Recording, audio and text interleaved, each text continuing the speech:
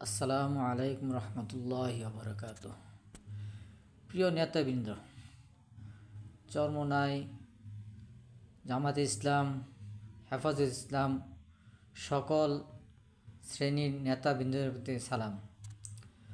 আজকে খুবই দুঃখজনক একটা খবর দেখলাম যে জামাত ইসলামের জোট ভেঙে যাচ্ছে। প্রতিটা মানুষ অনেক স্বপ্ন নিয়ে আজকে এই জোটটার প্রতি খুবই আশাবাদী। এখন এই মুহূর্তে যদি এত কিছু করার পরে লক্ষ লক্ষ মানুষের মন যদি ভেঙে দেন আপনারা, তাহলে আপনারা হবেন সবচেয়ে বড় অপরাধী। আপনাদের কাছে এই জাতি অনেক কিছু আশা করে। আজ জাতি জীবনের ক্লান্তি লগ্নের শেষ পর্যায়ে এসে দাঁড়াইছে। এখন দরকার একজন সঠিক নেতৃত্বের, সঠিক মানুষের।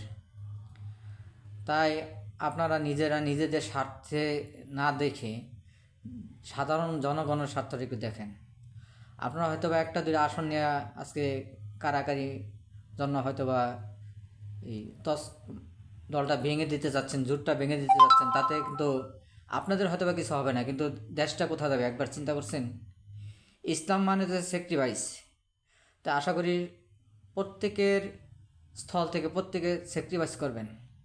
আমি ছোট মানুষ, আমি সাধারণ একজন জনগণ, সাধারণ একজন নাগরিক।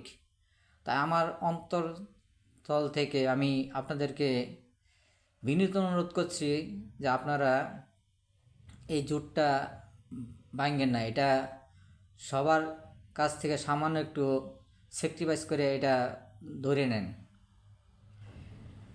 এই জোটটাকে ধরে আজকে বাংলাদেশ অনেক স্বপ্ন দেখতেছে। তাই আমাদের অনুরোধ, আমাদের সাধারণ মানুষের অনুরোধ, আপনারা এই একত্রিত হয়ে একটি ইসলামিক রাষ্ট্র গঠন করার চেষ্টা করবেন। ধন্যবাদ। আসসালামু আলাইকুম রহমতুল্লাহি ওয়া বারাকাতুহু।